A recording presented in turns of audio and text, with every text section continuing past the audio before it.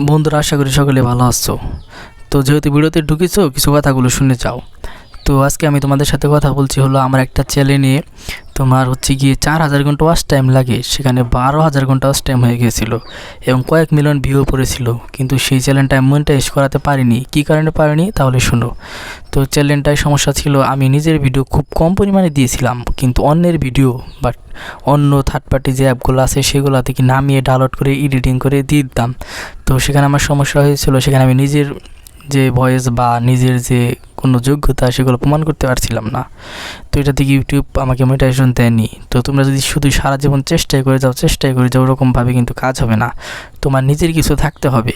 হ্যাঁ, তুমি remix video নামে অপশন আছে, রিমিক্স ভিডিও করতে পারো, কিন্তু তোমার সেখানে কথা অথবা ছবি বা ফেস কিছু থাকতে হবে। ছবি বলতে ফেসের কথা বলছি, ছবি দিলে হবে না, তোমার ফেস থাকতে হবে। তো তুমি যদি এই কথাগুলো মনোযোগ দিয়ে না শুনো তাহলে কিন্তু তোমার চ্যানেল কখনো মনিটাইজ করতে পারবে না। তো অনেক কষ্ট করে 2 বছর ধরে এগুলো চেষ্টা করেছিলাম, সফলতা মনে করেছিলাম যে পেয়ে গেছি, কিন্তু না, মনটা নষ্ট হয়ে গেছে। তো এখন আবার নতুন চ্যানেল নিয়ে কাজ করছি, দেখা যাক কোন পর্যন্ত যেতে পারি। এখানে আমি নিজের সব কিছু দেওয়ার চেষ্টা করি, যাতে 2 বছর চেষ্টা করার পর যাতে আবার কষ্ট না হয়।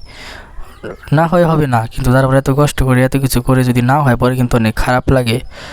তো এই কথাটা জানানোর জন্য আসছিলাম। তো তোমরা আশা করি যারা আছো শুনতে পারছো, যারা হয়তো চলে গেছে তারা হয়তো শুনতে পার নাই।